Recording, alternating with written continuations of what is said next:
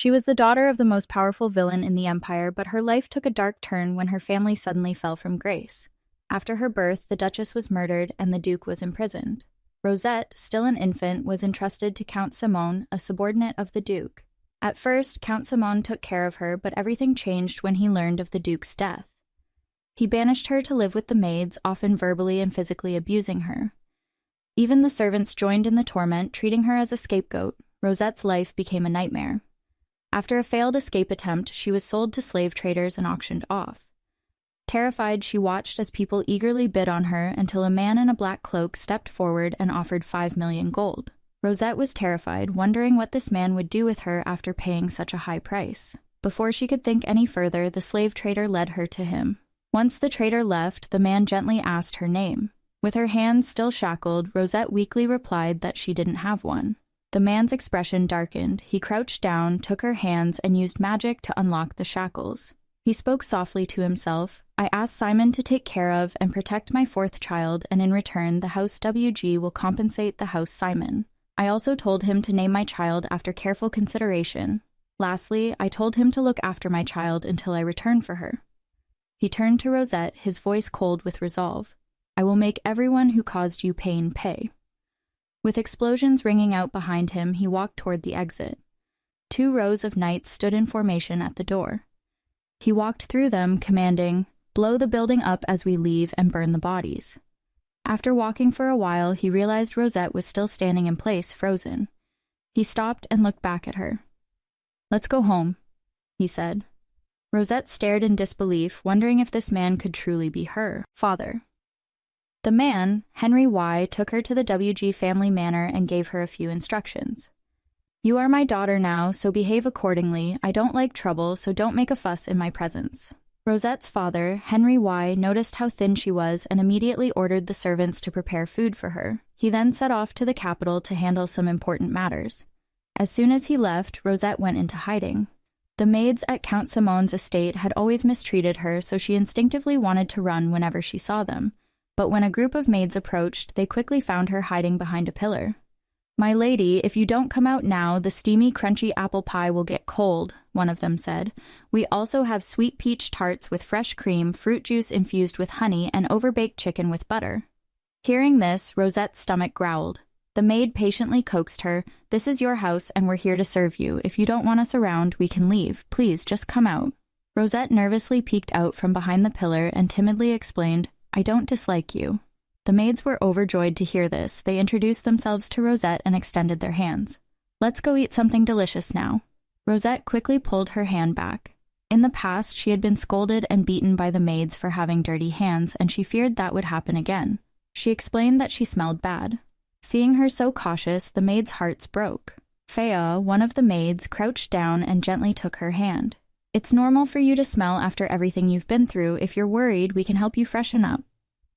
Rosette had never been cared for before, so she decided to bathe herself. When Fa knocked on the door, she was surprised to find the bathroom spotless. Rosette had cleaned it herself. After her bath, the maids were heartbroken to see the scars covering her body. They quickly helped her get dressed, and after a careful grooming, Rosette looked delicate and cute like a doll. Once she was refreshed, she was brought to the dining table where delicious food awaited her. The sight of the food instantly lifted her mood. Fea, looking at the well-behaved young lady, felt tears welling up in her eyes. My lady, you are our esteemed master now. Would you please allow us to handle the chores from now on? Rosette smiled for the first time and said, Thank you, really. The next day, Fea showed her around the WG family manor. When they reached the gallery, Rosette became captivated by one painting. Fea explained that it was a family portrait of the Ra family taken before Rosette was born. Everyone in the portrait was her family, but Rosette didn't recognize any of them except for the Duke. Rosette had 3 brothers. Her oldest brother was on a holy purification mission against the stigma, while her second brother was studying at the Royal Academy. Her youngest brother had received a special divine providence during his awakening ceremony, and he was now learning how to control it. In this world, there were no gods because they had all fallen. The stigma was a monster created from the curse of the last god. Every child undergoes an awakening ceremony at the age of 8 where they receive a divine providence. This power is granted by prophets known as the Nameless Stars of Protection. Each providence is different. For example, Duke Ray received immense mana and vast knowledge of the world. Most people, however, receive simpler divine providences. Rosette herself had been blessed with the providence of never falling ill. She wondered what providence she would receive next year. Just then, the butler informed her that the Duke was returning, looking quite upset. Fa, noticing this, sent Rosette to her room and told her to wait there while she took care of some urgent matters. After waiting for some time with no sign of Fa, Rosette decided to sneak out and see what was going on, but as soon as she left her room, she got lost. The hallways were unfamiliar, and she found herself standing in front of a door. She opened it, only to discover a laboratory. Suddenly, a rustling sound behind her made her turn around. Ghostly servants appeared beside her. "My lady, you shouldn't be here," they warned. Scared out of her mind, Rosette ran away. When she finally escaped and closed the door behind her, she found herself in a beautiful garden with a peaceful lake. Something in the water caught her eye, so she crouched down to look. Without warning, icy cold hands reached up from the water and dragged her in. Rosette fought for air as the ghostly hands pulled her under. Just as she thought she was going to drown, a splash sounded from the surface and strong hands pulled her back to safety. Gasping for air, she remembered the terrifying sight of the lake, where countless eyes had been watching her. Suddenly, she felt a gentle pat on her back. A black-haired boy was crouched beside her, his eyes kind and sparkling. "Didn't anyone tell you not to come here alone?" he asked. Still in shock, Rosette's fear hit her all at once, and she broke down crying. Ken was flustered and worried, thinking he had hurt Rosette when pulling her out of the water. He quickly opened his hands in a gesture of explanation. "All I wanted to do was help you. Please don't cry." He gently touched her forehead with his finger, casting a spell. The discomfort from swallowing water slowly faded as a cool sensation spread through her. Once she calmed down, Ken politely bowed and greeted her. "Nice to meet you." Rosette nervously returned the greeting, and Ken smiled brightly. Rosette was confused, wondering why he was so happy over such a simple greeting. Ken explained that he was a guest at the manor. Rosette then asked if he could guide her back, and he happily agreed. They walked through the lush forest and soon arrived at the entrance of the manor. Rosette was still puzzled. How had they gone from the lake to the entrance so quickly, and why was her clothing completely dry? Even her hair was fluffy and dry, as though she had never fallen into the water. Ken gestured for her to enter, warning her not to tell anyone about their meeting. Rosette wanted to ask more, but before she could, he disappeared. This magical moment didn't scare her. Instead, she felt a little disappointed. Had she known he was so familiar with the manor, she would have asked him to take her directly to her room. Just then, she noticed another door. Curiously, she pushed it open. Inside was a dimly lit room that looked like a study. Rosette looked around, unsure of where she was. Suddenly, a voice came from the darkness. "I know you're there. Even the weakest of you dare to provoke me openly." Her heart skipped a beat. She recognized the voice. It was Duke Rie. Had she accidentally wandered into his room? Henry approached with murderous intent, drawing his sword. Knowing he was a cold-blooded villain who cared for no one, Rosette collapsed in fear. Henry stood before her with his sword drawn, but when he saw her face, he froze. "What are you doing here?" Terrified, Rosette thought to herself, "I don't want to die." She knelt down, gathering all her courage to explain. "I'm very sorry for entering your room. It was my fault." Seeing her submissive apology, Henry sighed quietly. "I thought an assassin had gotten in here." He lowered his sword and said angrily, "Did Count Simon teach you to beg for forgiveness like this?" Rosette was confused. What was he talking about? Was he angry? Henry then told her to sit on a stool. Once she was seated, he began questioning her about what she had learned. Rosette nervously answered, "I can read and write basic words and do simple math." Henry looked at her gloomily and asked, "Is that all?" Seeing him clearly upset, Rosette's anxiety grew. Was he regretting bringing her back? She needed to convince him to let her stay. Quickly, she added, "I have a good memory. I remember almost everyone who visited Count Simon's estate, and I'm good at doing errands, cleaning, and washing clothes." Henry seemed even more distressed. He pointed to a book on the table and asked, "Have you read this before?" Rosette blushed and replied, "No." Then he asked if she had learned to play the harpsichord, and her shame deepened when she admitted she hadn't. Henry sighed, looking at her in thought for a while. Rosette, who had been trembling in fear moments ago, was now starting to doze off. Just as she was about to fall from the chair, Henry steadied her. He sighed again, placed her on his bed, and said, "Just sleep here for tonight." Lying there, Rosette felt safe and quickly fell asleep. Henry gently removed the hair clip from her head. As she slept, she instinctively grabbed his hand. Her peaceful face seemed to soften his heart. The next morning, Rosette woke up with a start, disoriented. When she saw her father, she was startled. Then she remembered everything from the night before. She had gotten lost and accidentally entered his room. Henry said simply, "Your arm." Rosette extended her arm, and he lightly touched her hand, casting a spell. A glowing mark appeared on her wrist. He explained that only those with the mark could find their way around the manor due to a special spell. Rosette finally understood why she kept getting lost no matter where she went. Henry continued, "My room is on the 3rd floor, right corridor, directly opposite yours." Rosette's eyes widened, thinking to herself, is he telling me not to accidentally enter his room again? Her confused expression seemed to soften Henry a little, but he maintained his composure and simply instructed, "Come back in the afternoon, I have more questions for you." Rosette returned to her room, where several maids rushed over when they saw her. Fea said with regret, "Your sudden disappearance worried me so much. I'm so sorry I forgot to mention the spell in the manor." Rosette quickly admitted that it was her fault for sneaking out. "But I have the mark now, so I can go wherever I want." The maids were all shocked. Even the young masters didn't receive their marks until their teens, yet Rosette had received hers so quickly. They couldn't help but think that the master must truly care for her. Rosette grimaced at this idea. If her father's affection was what they called adoration, how terrifying would his dislike be? But what did her father want from her? The truth was, Henry had asked her to attend an important internal meeting. So, she sat stiffly in the conference room, filled with panic and nervousness. All eyes were on her, and the discussions focused on her. Was she really the daughter the Duke had gone through so much to find? Why was she here? Noticing her discomfort, Henry ordered the others to be quiet and then gently told Rosette, "Just repeat what you told me a few days ago." Rosette clenched her hidden hands under the table, silently encouraging herself, and began recounting everyone she had seen at Count Simon's estate. Thanks to her sharp memory, they were able to gather valuable information about Count Simon. But as she spoke, her stomach suddenly growled and the room went completely silent. Rosette blushed in embarrassment and mentally scolded herself for being so used to snacks that she'd get hungry at the worst possible moment. Little did she know, her reaction amused everyone present. Henry, clearly not expecting her to get hungry, immediately ordered servants to bring snacks suitable for children. This only made Rosette more embarrassed. How could she eat while everyone was in a meeting? Henry, oblivious to her discomfort, asked, "Are you afraid of poison?" Then he picked up a strawberry, ate it himself, and smiled to reassure her. "I've eaten it. There's no poison." For the first time, Rosette felt a bit of fatherly affection, and it reassured her. Though she still felt embarrassed, she ate the snacks, no longer fearing poisoning, but just shy of the situation. From that day on, Henry began eating meals with his daughter regularly and would personally test her food for poison.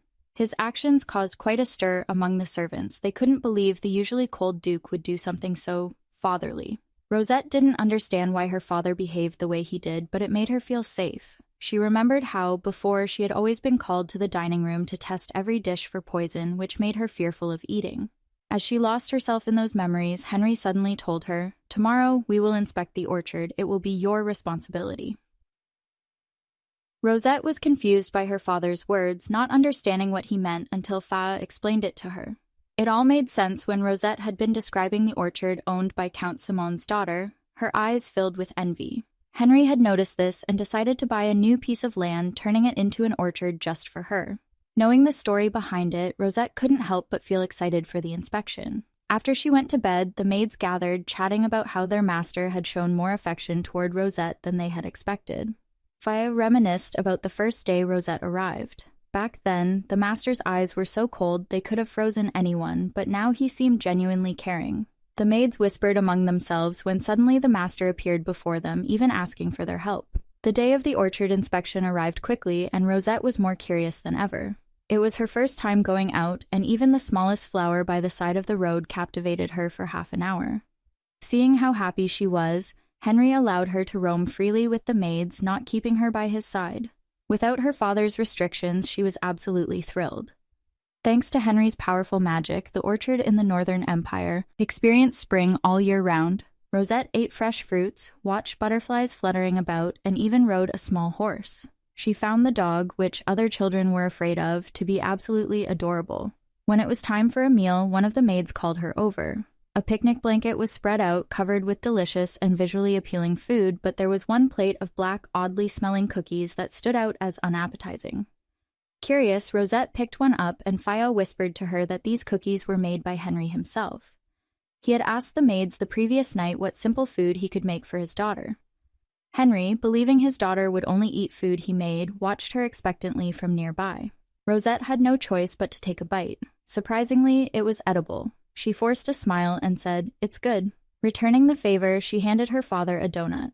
Henry was deeply touched. It was the first time any of his children had ever given him food.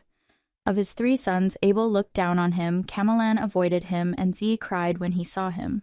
But his little daughter was different. On their way back, Henry asked Rosette if she liked the orchard, which opened the floodgates of her conversation.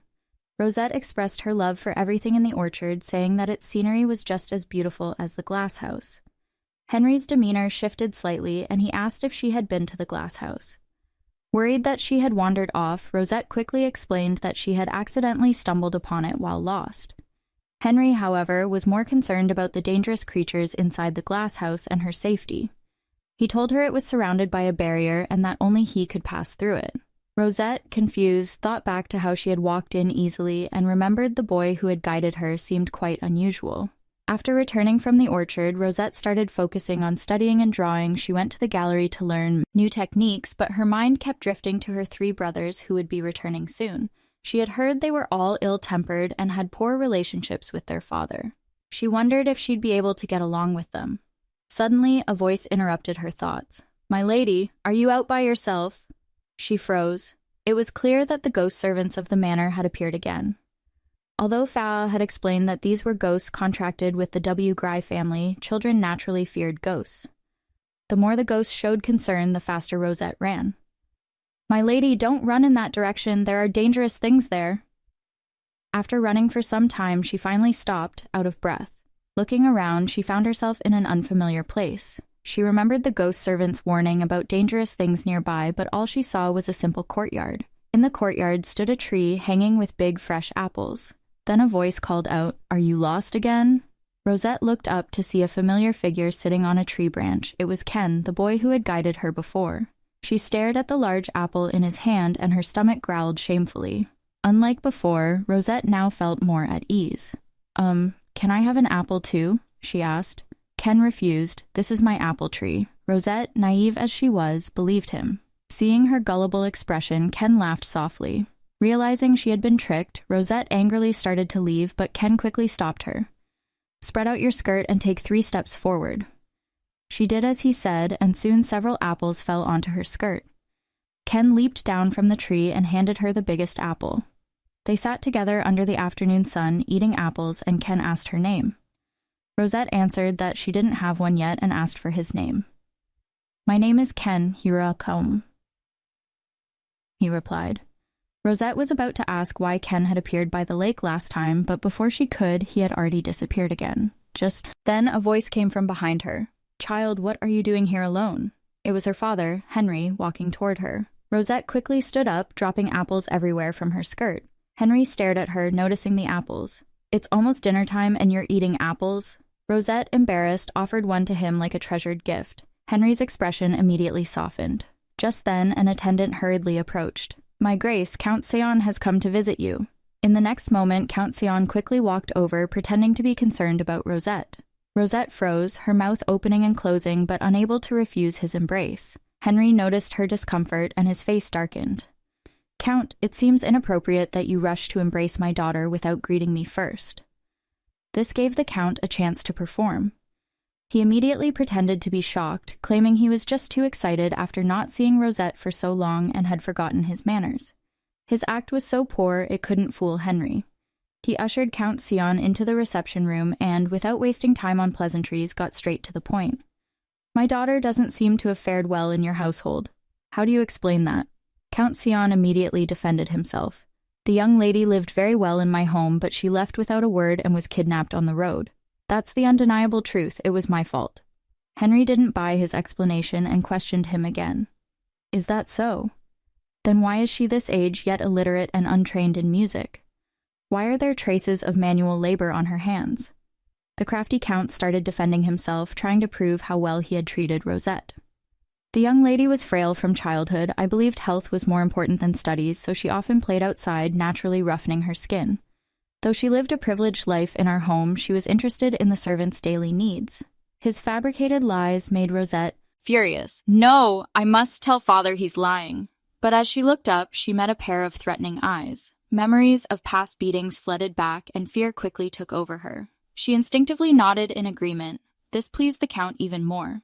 Look, she agrees, he said, then continued, implying that Rosette often lied for attention while pretending to. Henry, seeming to forgive the little mistakes children often make, appeared not to be pressing the matter further. Count Sion, thinking he had successfully deceived him, asked to be excused, but Henry knew that such evasiveness wouldn't hold up in the long run.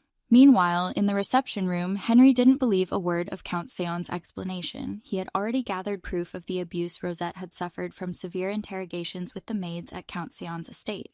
Feeling that Rosette needed rest, he ordered the maid to take her back to her room. Later that night, Rosette woke with a start, hearing someone calling her. It was the ghost servants. They had come to her room of their own accord because they had discovered a shocking secret. The ghost servants led her to a secluded corner where she overheard Count Sion plotting with another man. They were discussing how Count Sion had bribed a cook from the Villainess family to poison the food. Listening carefully, Rosette realized the danger.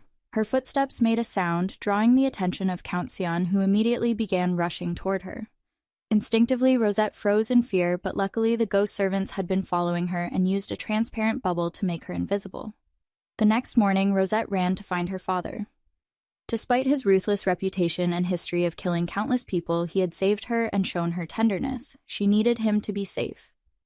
Out of breath, she told him everything she had overheard the night before. The plot to poison the food, how Count Sion promised the cook a job in the royal palace, and that even her father, with his immunity to poisons, wouldn't survive this one. Henry understood the gravity of the situation. He immediately ordered the butler to bring the prepared meals to the dining room and to summon Count Sion to join them for dinner.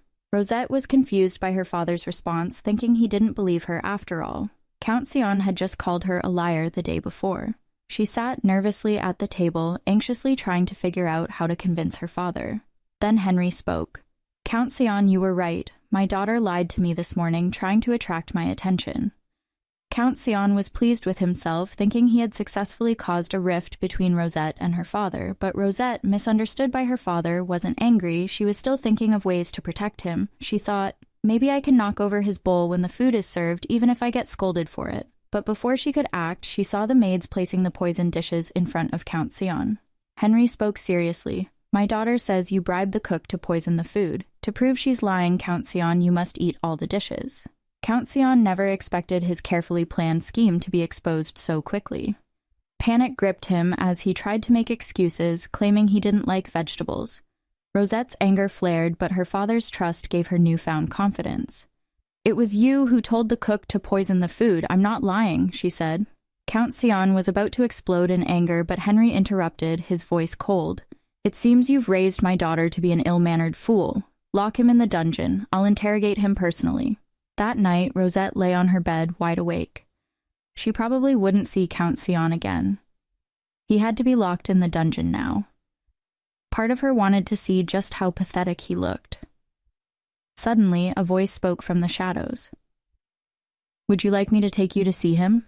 It was Ken who had appeared in her room. Without warning, he seemed to have some kind of magic that made her feel completely at ease. He extended his hand to her. The moment she touched it, everything around them went dark. In an instant, they appeared in the dungeon. Nearby, she could hear the heated argument between Count Sion and her father. Rosette wanted to hide, fearing her father's powerful magic might detect them.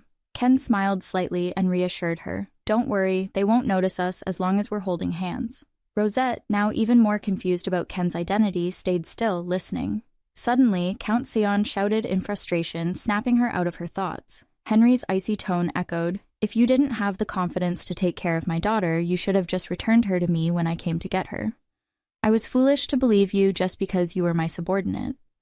Every time I came to take her, you said she was traveling or sick. I was too ashamed to face her, so I didn't question you.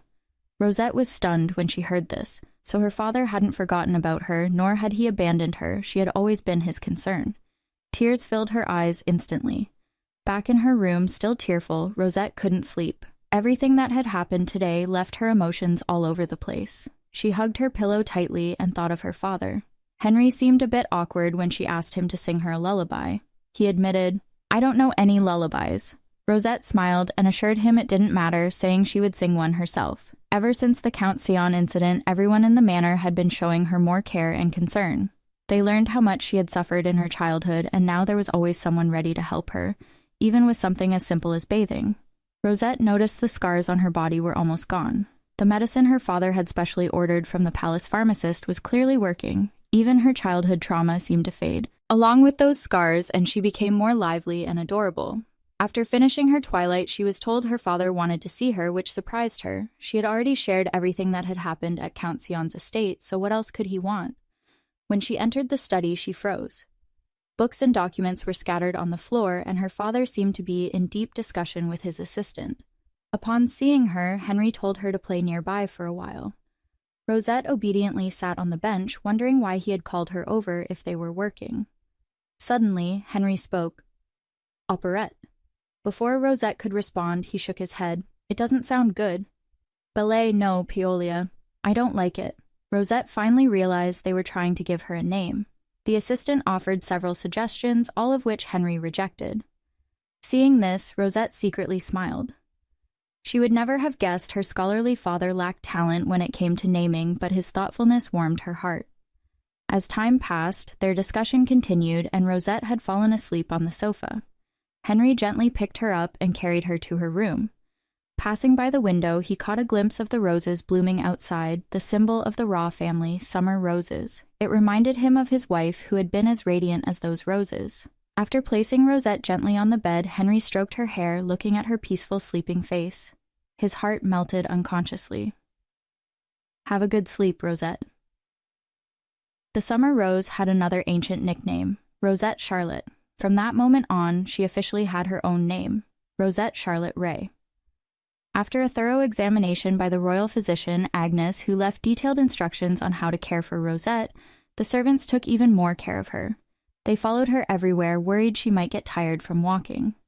One day, when Rosette suggested playing hide-and-seek, the maids happily agreed, and they went to the courtyard to play. However, when they returned in the evening, they found Henry furious. Rosette had caught a cold from playing outside and had developed a fever. Henry was about to scold the maids, but Rosette stopped him. She explained that it had been her idea to go outside. Henry fell silent for a moment. "The temperature here is indeed low for you. In that case, let me adjust the temperature of the territory." He started to cast a spell, but his assistant grew anxious. He reminded Henry that using climate magic would cause major issues, as the sudden change in temperature could disrupt the residents' lives and cause problems. Henry dismissed his concerns, confident that he could fix any problems with compensation. Rosette, seeing how anxious the assistant was, knew she had to stop her father. She tugged at his sleeve and awkwardly called out, "Dad." No one had ever called him that before, and Henry froze. Rosette continued timidly, "Could you just make our home a bit warmer? I only play in the courtyard anyway." Henry immediately stopped casting the spell and promised her that she should tell him next time if she wanted to go out. Rosette nodded and said, "Yes, Dad." Hearing her call him that, Henry was momentarily stunned, but then he smiled for the first time. After that incident, Rosette had to stay indoors to rest, but one day a butterfly caught her attention. As she reached out to catch it, she slipped and fell over the second-floor railing. Before she could scream, a tall figure appeared behind her, catching her in mid-air. They landed safely, and the person behind her spoke. "I'm sorry, I just wanted to play a joke. I didn't mean to put you in danger." Rosette was completely stunned. It was Kian, but the person who had just protected her seemed much taller. Looking into his sincere eyes, she couldn't help but wonder if it had been him. Rosette hadn't expected the butterfly to actually be Kian in disguise. It reminded her of a conversation she'd had with her father, where she'd asked if there was a black-haired, red-eyed youth named Ken at the manor. Henry had immediately become jealous and insisted there was no one by that name, demanding to know if Ken had done anything to her. She was too scared to press the topic further, but since her father didn't know him, it confirmed that Ken wasn't a guest at the manor and he had the ability to avoid being watched. Rosette couldn't help but think to herself, "You're not human, are you?" Kian didn't hesitate for a second and told her he was a fairy. Rosette had always imagined fairies as having pointed ears and small wings, but Kian didn't look like any fairy she'd ever seen before. Kian patiently explained that there were many kinds of fairies and reassured her that he would never harm her. Reflecting on their past interactions, she realized he had always been kind and helpful, so she started to relax. They decided to visit the glass house where Kian was eager to show her around. Rosette hesitated a little, especially since her father had warned her that the lake contained sealed stigmas. Kian gently took her hand and reassured her, Don't worry, nothing here can harm you. They're afraid of me." As they walked through the beautiful garden inside the glass house, strange creatures appeared now and then.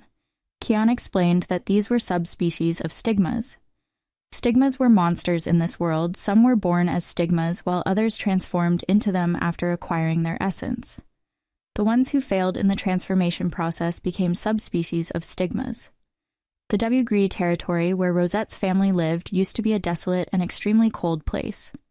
The previous Duke Wagai had been defeated in a war with the royal family and exiled to the northern lands where the stigma invasion was at its worst. However, the Ra family had conquered this land, turning it into the Empire's wall against the stigmas, even taming the subspecies to use as a deterrent against the royal family. After explaining the stigma subspecies and their history, Kian finished the tour, telling Rosette that it was time to go back. "Someone is looking for you." Just as Rosette was wondering who it could be, Fa arrived to tell her that her brothers had returned. She walked into the study, anxious, and as soon as she entered, all three of them turned to look at her. She felt nervous under their gaze. The oldest brother was the first to approach, kneeling in front of her. He looked just like their father, even sporting the same cold expression. "You're so small, but your eyes are so bright," he said, gently taking her tiny hand. With a warm smile, he introduced himself. "Hello, I'm your oldest brother, Abel. I've missed you a lot." His bluntness left her speechless for a moment. Looking up, she noticed another pair of eyes fixed on her. Her second brother had quietly appeared by her side. "Nice to meet you. I'm your second brother, Camelin," he said, easily lifting her in his arms. Seeing her look of surprise, he grinned. "Don't worry, I won't drop you." He spun around excitedly, shouting, This is my sister. She's so much cuter than those other guys' sisters at the academy." His enthusiasm was infectious, and Rosette couldn't help but feel a spark of joy. Henry walked over to them, introducing, "As you heard, these are your two brothers. Your third brother, Calix, will return in a couple of days, and I'll introduce him then." Rosette smiled politely. "Nice to meet you. I'm Rosette." Her sweet response melted the hearts of all three brothers. Henry, in his usual cold tone, instructed his sons to stay at the manor instead of going to the palace. The shift in his tone made Rosette uneasy, as it felt a bit oppressive. Camelan, looking a little unsure, asked, Father, can we take Rosette out to play?" Henry nodded, his expression softening as he gave permission. "Take good care of your sister." Camelan grinned and immediately ran over to Rosette. "Let's go." Before leaving, Rosette turned to her father and said, "Dad, I'll be back soon." Henry's expression softened even more. "All right, have fun." His sudden warmth surprised his sons. The three of them made their way to the garden, now lush and green after the snow had melted. Rosette told her brothers about their father trying to use magic to change the weather, and Camelin joked, "Dad is crazy, isn't he?" Rosette couldn't help but agree. As they talked about their father, she noticed Abel's silence. Whenever their father was mentioned, he showed no reaction. It seemed the rumors about him not caring for Henry were true. Suddenly, Camelin grinned. "How about we give you a nickname?" At the academy, all the classmates had nicknames for their sisters, and Abel quickly agreed with Camelin's idea. They had a serious conversation about what nickname to give Rosette and eventually decided on Shay. Although Rosette thought it was a bit childish, it made her feel warm inside. She immediately began thinking of nicknames for them in return. Abel became Abe, and Camelin was Millie. Rosette felt very proud of her naming skills. Seeing her so happy, the brothers accepted their new nicknames. Abel gently patted her head. "You can call me whatever you want, but don't use my nickname when others are around." Rosette looked confused, so he explained, "Our family has a bad reputation in the Empire. Many people want us dead, so we must be careful with our feelings and actions. We can't let others see us as weak or foolish." After hearing this, Rosette understood why things were so cold at home. Their father had been strict with his sons to prevent them from being disrespected, and the children had no one to confide in, afraid of becoming isolated. Abel, noticing her serious expression, thought he had reminded her of painful memories and quickly apologized. Rosette was surprised. She hadn't expected him to know about Count Seaman's actions. The rumors about Abel being cold and ruthless were wrong. He was actually thoughtful and sensitive. She smiled. It's okay. Count Sion got what he deserved. I'm not afraid of him anymore. Seeing her smile, the tension finally lifted. The three of them continued walking and soon spotted a glass house in the distance. Rosette suddenly seemed to remember something and asked, "Do you know Ken?" They all shook their heads, never hearing that name before. They thought Ken might be some imaginary friend she had made up. Rosette fell into thought, who was Ken? As they passed by, Rosette noticed a door nearby with light coming from it, and a skirt hem floated out. Startled, she watched as a veiled female ghost appeared in front of her and greeted, "It's a beautiful night, my lady." Still recovering from the shock, Rosette thought, how could the night be beautiful after seeing a ghost? Seeing her fear, the ghost quickly apologized, "I'm sorry to scare you, I want to take you somewhere." Though scared, Rosette agreed, realizing these ghost servants meant her no harm after what had happened before. The full moon shone brightly outside the window. It was said that on nights like this, magic was at its peak and all ghost servants could gain power even without their master's permission. They had all been eagerly waiting for this moment to appear and pay their respects to Rosette. As the door opened with a knock, a room full of servants stood before her, bowing respectfully. The lead ghost servant, Annabella, the housekeeper, stepped forward. "It's a bit late, but we wanted to greet you and welcome you home."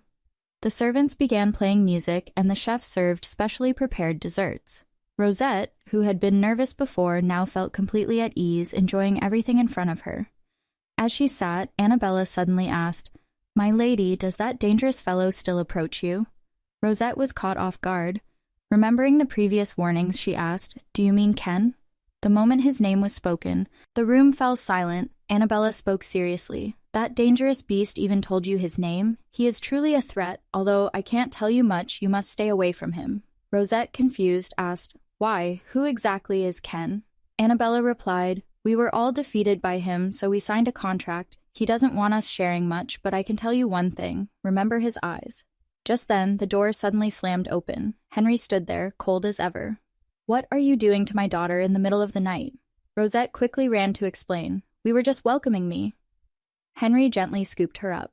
"There's a more appropriate time for this. How can you let a child stay up this late?" His tone was the kind of fatherly advice you'd expect from an expert. It seemed Dr. Agnes's parenting lessons had worked wonders. Henry took Rosette back to her room and stroked her head. "I still have work to finish, so I can't stay to help you sleep."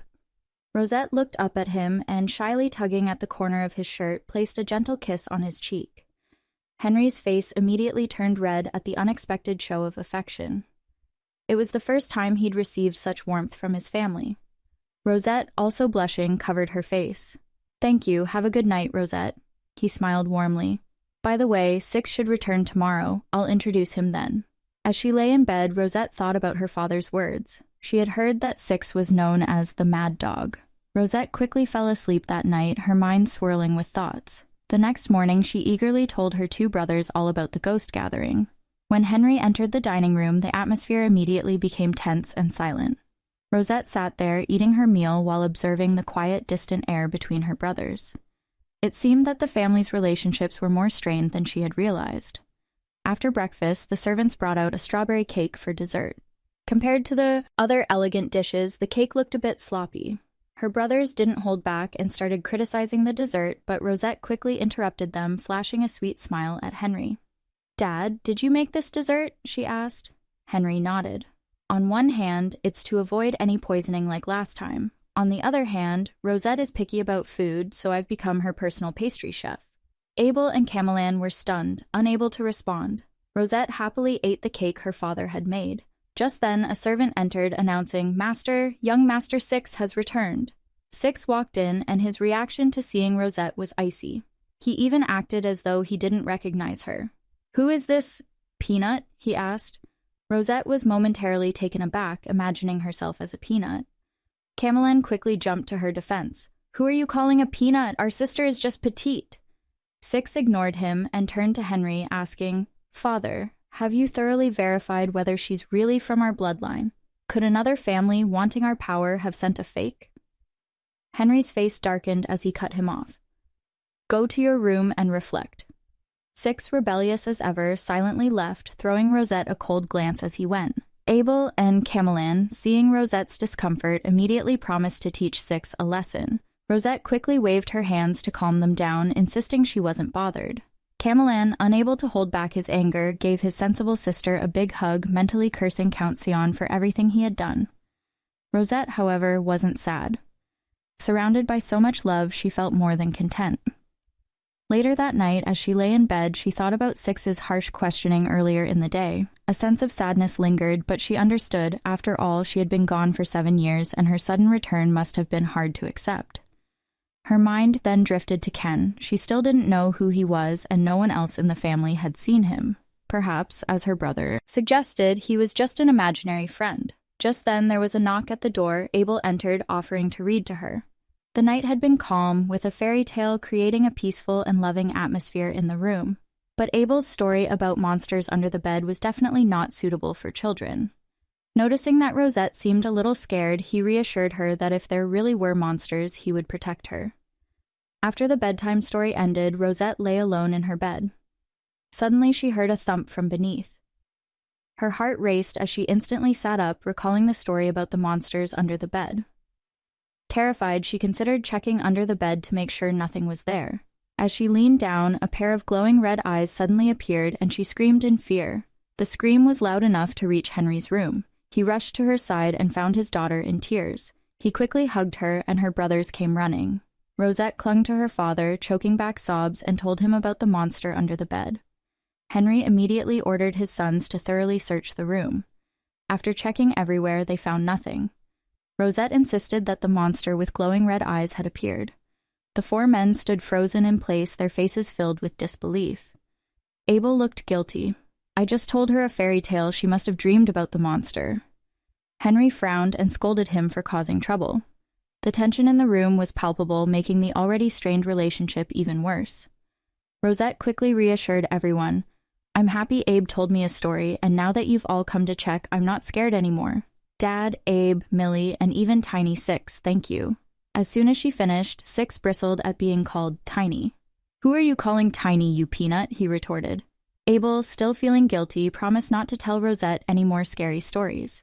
Henry interrupted him, saying there wouldn't be a next time. Rosette, anxious about the tension between her father and brother, came up with a solution. She leaned over and gently kissed Abel on the forehead. Thank you, Abe, she said. Abel blushed instantly. Rosette turned to her father and explained, It wasn't Abe's fault, Dad. If you scold him, I won't kiss you anymore. Henry was taken aback, and the playful threat immediately softened his demeanor. He nodded, telling Abel to be more careful when picking books in the future.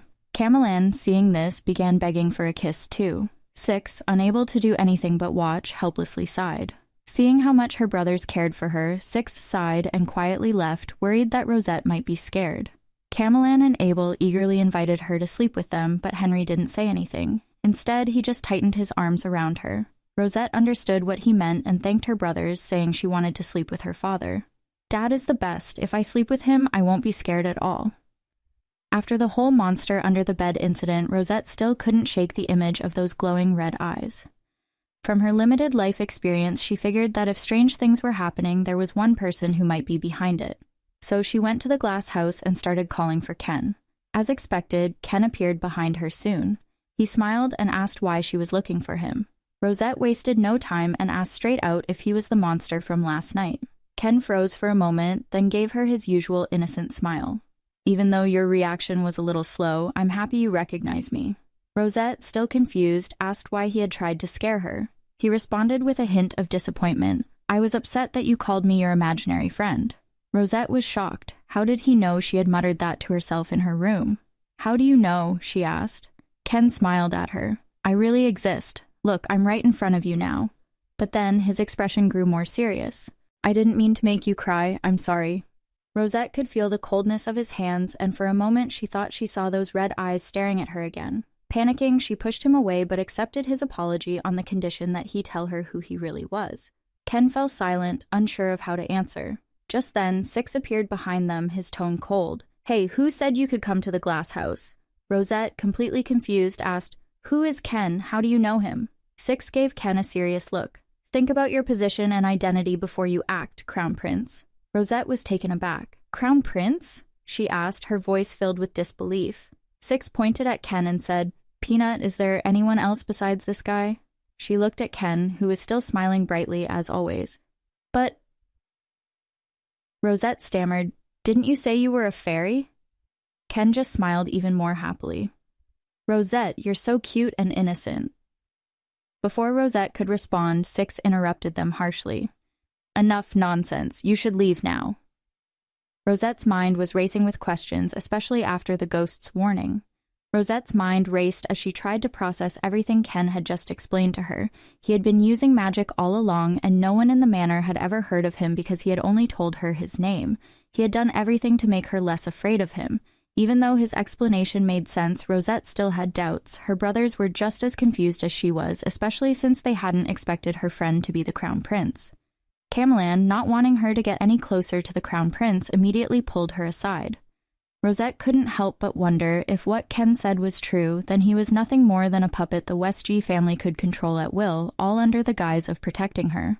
That would mean he probably hated the Wen Grey family. Just as these thoughts crossed her mind, Henry arrived. He greeted Ken with respect. "Your Highness, it seems it's time for you to leave. Abel will be going back to the palace tomorrow and can escort you." Ken looked slightly disappointed. "You're leaving already? What a pity. I've just started becoming good friends with Rosette." Henry, hearing this, became even more determined to send him back. After everyone left, Ken turned to Rosette and asked, "So, now you know I'm not just an imaginary friend, right?" Rosette relaxed a little, admitting she had always felt Ken wasn't entirely human. Ken smiled and said, "There are many mysterious things in the world, just like the nameless stars of protection." Rosette suddenly remembered the ghost's warning and asked, "Is that why your eyes are red? Is it because of divine providence?" Ken froze. "You can see my red eyes?" "Yes, you must have seen wrong. By the way, there's something I haven't told you yet. Rosette, thank you for being my friend." Rosette, still nervous, backed away. Ken took her hand before she could react. "Let's continue to get along well in the future." They were now in front of the palace, which was magnificent, much grander than the Duke's manor, but Rosette wasn't interested in admiring it. Her mind was still consumed with thoughts of Ken's true identity. Ken, however, was excitedly showing her around, introducing her to everything in the palace. "This is the Imperial Palace," he said, as if trying to distract her. As for why Rosette was here, it went... Flashback to the day before, Ken had invited Rosette to visit the palace. In front of Henry, he proudly said he had finally made a friend and wanted His Majesty to meet her. Rosette was about to decline, but when she heard her father and brothers would also be there, she agreed. So the family of four arrived at the palace, with Abel heading straight back to the Night Order. As soon as they entered, the Crown Prince led them to an audience with the Emperor. The reception hall was so massive that they could barely make out the Emperor sitting on the throne until they got closer. Henry led his family in a bow to the Emperor, who casually waved his hand, dismissing everyone else. Ken told Rosette not to be too surprised by what would happen next. After the room cleared, the Emperor called for Henry, and in a childish tantrum, started complaining about Marcus Wilton causing trouble again. Everyone in the room, except Rosette, seemed to be used to these childish outbursts. Watching her father promise the Emperor he would handle the issue with Marquis Wilton, Rosette finally realized the Emperor wasn't the powerful figure she thought he was. He seemed weak, indecisive, and more like a puppet of Duke Ra than an actual ruler. Ken, noticing her shock, walked over and suggested they take a tour of the palace. Outside, Rosette asked him if the Emperor had always been like this. Ken casually explained that the Emperor, being the child of a maid, only ascended to the throne because of Duke Ra's influence. He was very dependent on the Duke, and his tone was so indifferent it was like he was talking about someone else's family problems. As they continued walking, they came across an exhibition hall displaying various treasures, sculptures, and portraits of historical royalty. Rosette's attention was immediately drawn to one particular portrait. The boy in the painting had golden hair and blue eyes, but it was the faint smile at the corner of his mouth that struck her as oddly familiar. She pointed at the portrait and asked Ken, "Who is this?" Ken responded nonchalantly, "What are you talking about? Isn't that me?" Rosette froze, turning her head back and forth between him and the painting, but the two looked completely different. A sudden fear rose in her chest. Ken smiled at her and asked, "Doesn't it look different from the painting?" Rosette stared at the painting in front of her, unable to look away. Ken took her hand and asked, "Rosette, can you really see what I look like?" Rosette hesitated, still trying to process the strange yet oddly familiar person standing in front of her. Ken was just as surprised that she could actually see the real him. Terrified, Rosette yanked her hand away and screamed for help, running outside. She suddenly collided with Six. Calix immediately asked where she had been, but only saw her hiding behind him, saying, "Help me." It was then he noticed Ken standing a little distance away. Six demanded to know what was going on, his voice icy. Ken explained that he was just playing a joke. Six scolded him for daring to mess with someone from the WGY house and then turned to scold Rosette for being so easily frightened. Meanwhile, Ken simply told Rosette, "It seems like today isn't the day for us to make up, but we'll meet again. I promise that whenever you think of me, I'll come to you." As Ken walked away, Rosette collapsed onto the ground. Calix tried to help her up, but he realized she couldn't stand at all. Seeing her collapse, Six felt a twinge of sympathy.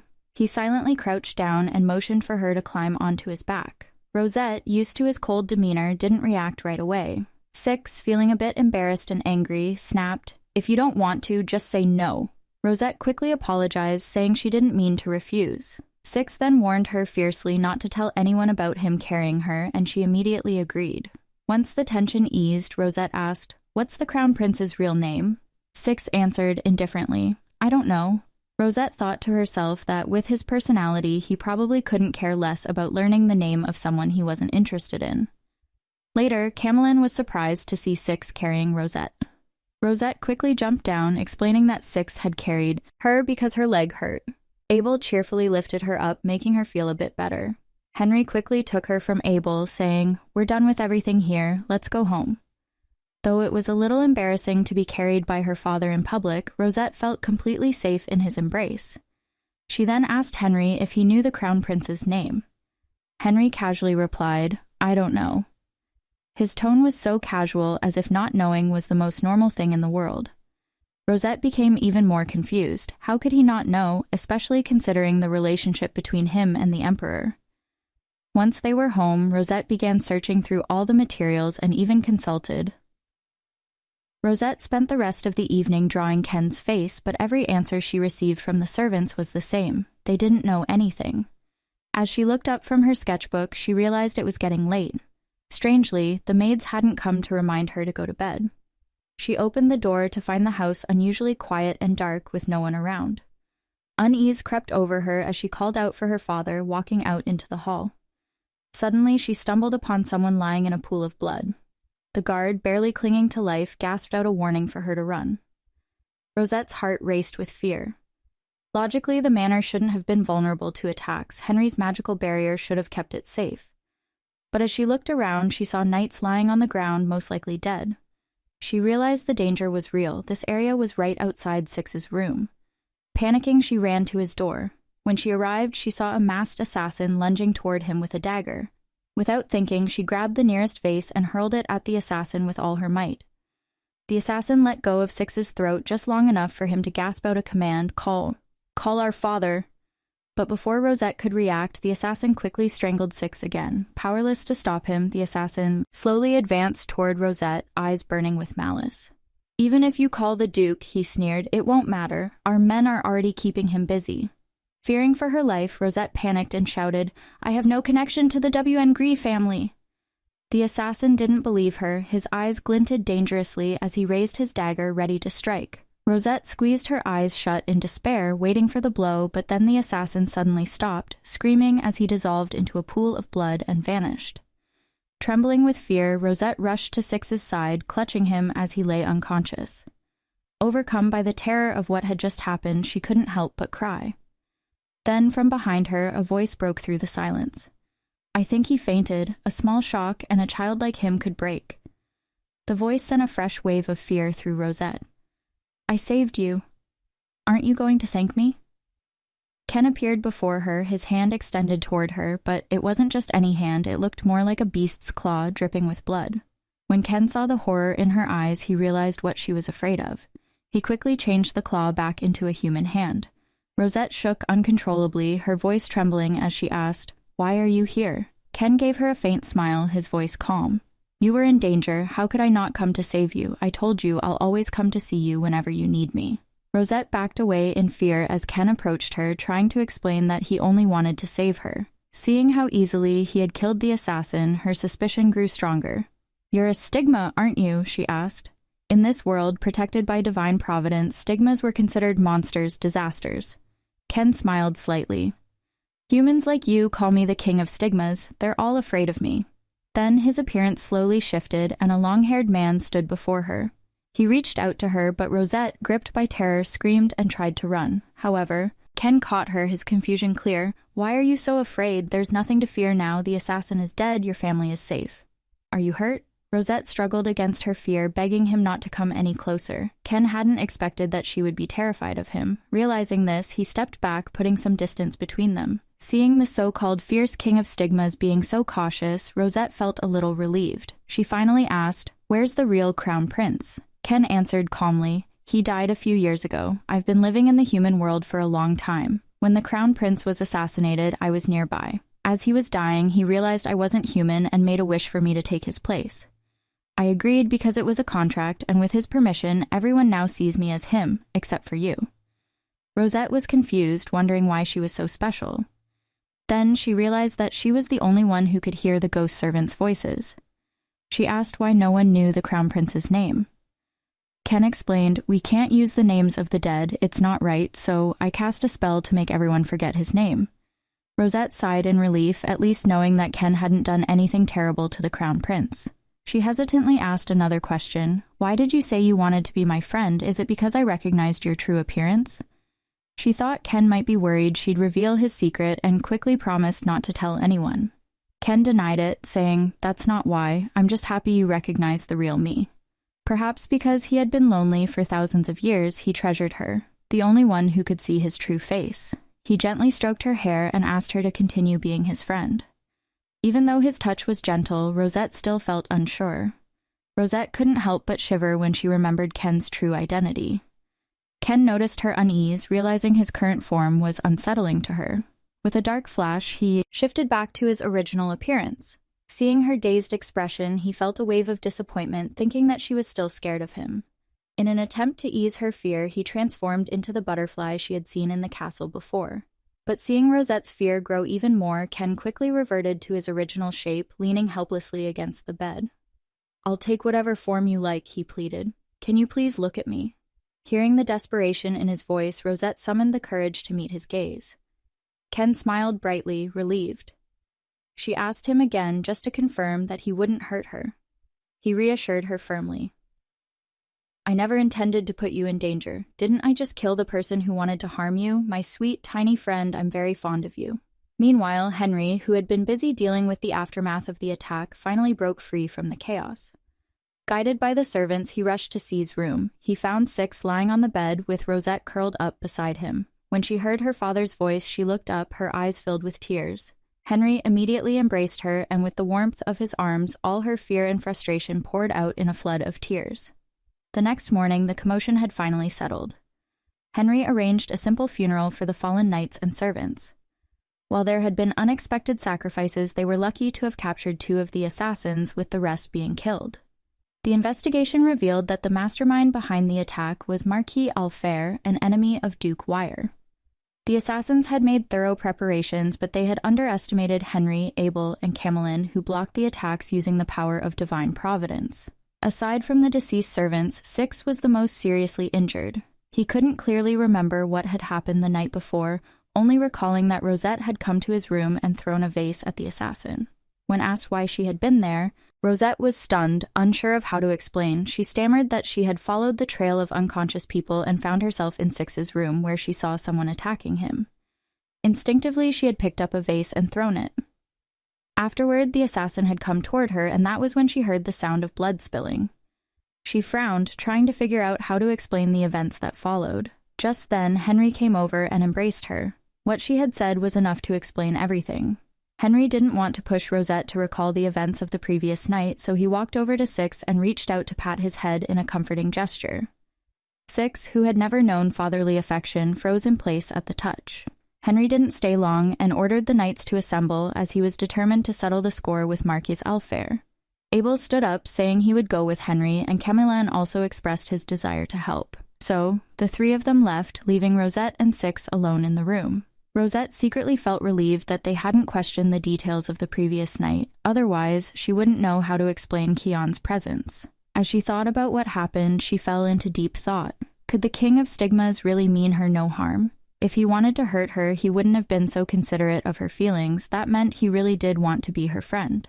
According to the original novel, the first villain to appear was Abel, followed by Kemelan, then Six, and finally, the ultimate antagonist, Henry, who summoned the King of Stigmas and destroyed the world. But why was the plot all mixed up now? She felt like her brain couldn't keep up with everything. Just then, Six interrupted her thoughts. "How did you dare do something like that last night?"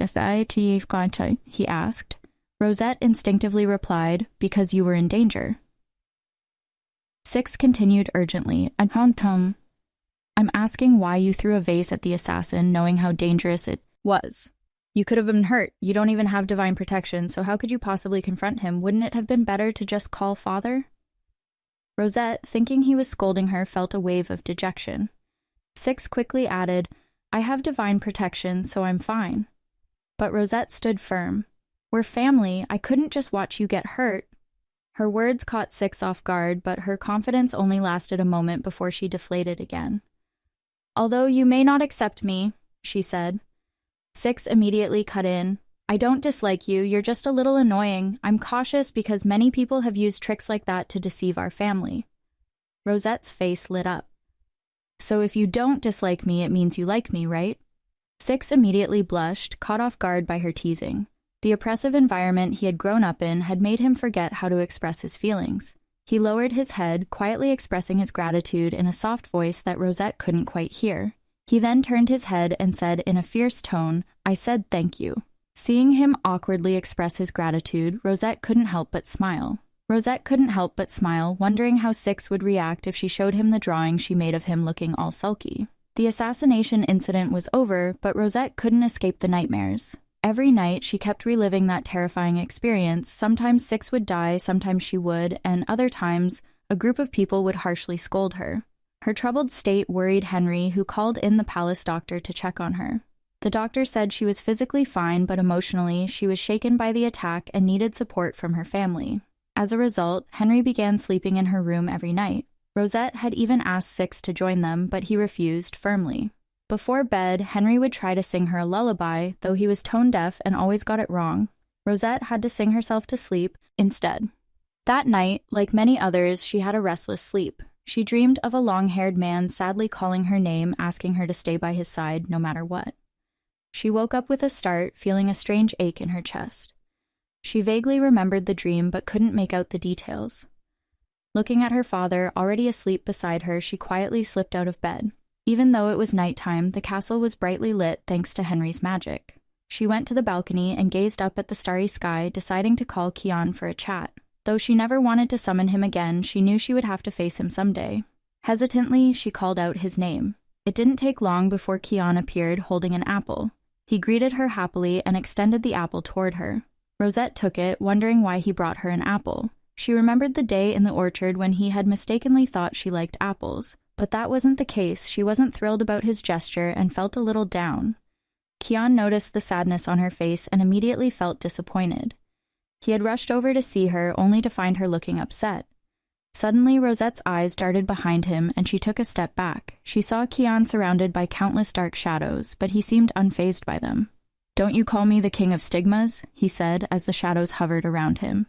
The apple in her hand fell with a thud. Henry, the most powerful magician in the world, had spent days strengthening the barrier, yet Kian had easily broken through it. Rosette thought she was mentally prepared for this moment, but standing there now, she felt anything but ready. Rosette trembled with fear, but she quickly realized that if Ken truly meant her harm, he would have done it by now. After thinking it over, she finally spoke up.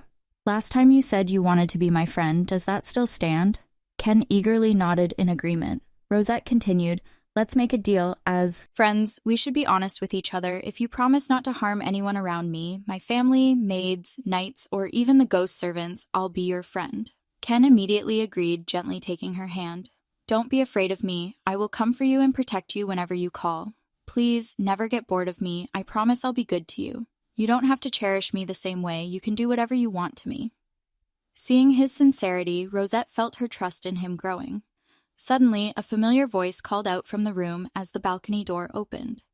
Henry appeared, and when he saw Ken, he was shocked. "Your Highness, what are you doing here?" Rosette quickly explained the situation to her father, but then she noticed Ken casually snap his fingers. Henry immediately froze in place. Rosette turned to Ken, asking what he had done. Ken expressed his admiration for Henry, marveling that he was the one who had received the divine star's providence, the highest of all powers. Despite Ken having put everyone to sleep, Henry had somehow managed to wake up on his own. Then Ken jumped onto the railing and said to Rosette, "Let me know if your family ever makes you unhappy. I'll deal with them for you." Rosette became anxious. "No, didn't you promise you wouldn't harm them?" Ken smiled and replied, "Yes, that's why I said if you change your mind." Rosette firmly declared that she would never change. Ken looked at her with some reluctance before disappearing. Rosette watched him leave, thinking about how unpredictable he was. Behind her, Henry seemed to have completely forgotten what had just happened. He only asked what she was doing out here. She explained that she had a nightmare and wanted some fresh air. Henry gently picked her up. "I don't think it's a good idea to wander off during the night. Wake me up if you have another nightmare. I don't want to be sound asleep while my daughter is having a bad dream." Rosette, touched by her father's care, softly agreed to his request. As time passed, summer ended, and they moved to their manor. The imperial capital, though called a manor, was practically a castle, almost on par with the imperial palace they had visited before. These days, they were preparing for a ceremony in honor of the emperor's birthday. Sex, with a dismissive tone, remarked, "The emperor's birthday is just an excuse. Do you really not know, or are you pretending not to?" His question caught Rosette off guard. Seeing her confused expression, everyone was shocked. Fei reminded her that her birthday was also coming up. Rosette was completely stunned. She had completely forgotten about her own birthday. After all, she had never celebrated it. The realization that everyone remembered her birthday made her feel warm inside. Soon after, she was informed that both her birthday and awakening ceremony would be held at the imperial palace, which felt overwhelming and sudden for her.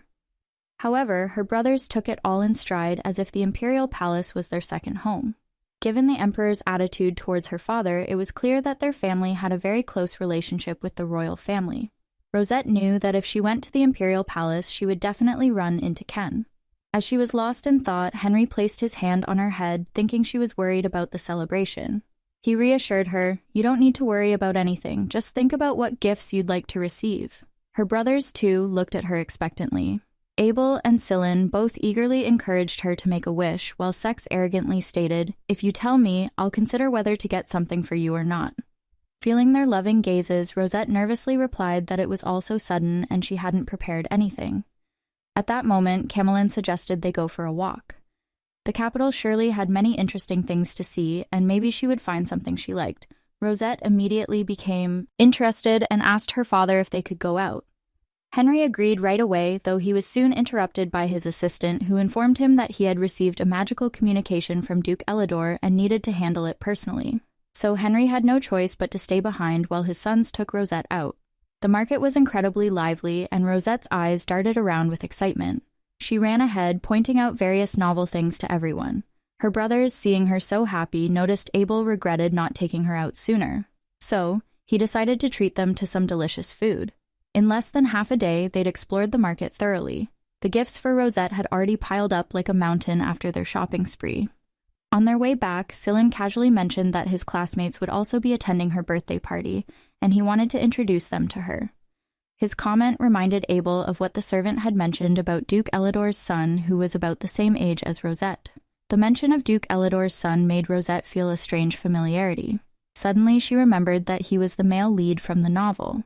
The female lead was a princess from the Vaskal family, and the male lead was the young master of the Elidor family.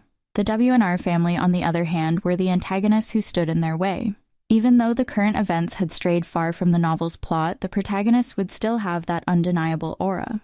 Rosette realized it was important to form a good relationship with the male protagonist in advance, so she eagerly asked Abel what kind of person the young master of Elidor was. Abel, confused by her enthusiasm, listened as she explained with a smile that they were the same age and she just wanted to be friends. Abel, feeling a bit jealous, asked if it wasn't enough to have them for company. Sex chimed in, agreeing jealously, asking if friends were that important. Camelin, thinking Rosette was getting bored, decided to show her something interesting. Soon, they found a quiet corner. Abel, with a serious expression, cleared his throat and told Rosette to watch carefully. He approached a huge rock, saying, "Here is a huge rock. As you can see, this rock is very hard, right?" He clenched his fist and gathered his strength before striking the rock directly, causing it to shatter instantly. This is the divine providence I received, physical strength dozens of times stronger than ordinary people, and a powerful body immune to metals and poisons. Standing triumphantly among the shattered pieces, he sought praise. Rosette, of course, applauded enthusiastically. Watching Abel enjoy the attention, Camelan couldn't let him have all the glory. Camelan, not wanting to be left out, decided to show off his divine providence as well. He spotted a passerby nearby and with a friendly smile called him over. The moment the passerby approached, Camelan's eyes turned into an endless vortex, drawing the man in. The passerby's gaze grew unfocused, and Camelan started giving him commands. To Rosette's shock, the passerby obeyed without resistance, performing each action exactly as ordered. It was clear that Camelan's divine providence allowed him to control others with just a look. Camelan casually mentioned that he could make the man do anything, but Rosette politely declined. She wasn't comfortable with the idea of using someone's will for amusement. In the original novel, Camelan had used his power to separate the male and female protagonists and even took down the entire imperial family years later. However, the power only worked after making eye contact, so it didn't usually cause too much harm. Once Camelan released the passerby from his control, the man woke up, completely confused and unaware of what had just happened. Rosette asked why Camelan didn't use his power on knights or servants instead of a random passerby. Camelan explained that he avoided using his power on people he was close to, as maintaining trust was important. If he did use it, he had to ensure no one else found out. He then turned to Sex, asking him to demonstrate his own divine providence. However, Sex refused. There were many types of divine providences, and some couldn't be controlled by their bearers, Sex's power being one of them. In these cases, the tower served as a mediator between the divine providence from the nameless star of protection and the recipient. After leaving the tower, Sex had learned to control his divine providence, but he still wasn't comfortable showing it. Abel, sensing his hesitation, asked if he was worried Rosette would be afraid of it. Sex quickly denied it, but Rosette reassured him, saying it was fine if he didn't want to show it. Her words made Sex embarrassed and irritated, as he wasn't fond of being called little brother. Abel and Camelan, noticing his discomfort, started teasing him, encouraging Rosette to come up with a nickname for Sex. Rosette, amused, began to consider it. Rosette thought for a moment and suggested, "How about calling him Lex, brother Lex?" Upon hearing this, Abel and Camelan burst into laughter, enjoying the joke. As they continued teasing each other, a knight approached them, reminding them that the sun was about to set. Abel quickly suggested they make one last stop at the toy store in the alley before heading back. Meanwhile, Duke Elidor was still rambling on about how unfortunate it was that he couldn't attend the Emperor's birthday banquet. Henry, clearly annoyed, cut him off, saying, "Did you really use communication magic just to say that?" Elidor snapped back, accusing Henry of being heartless.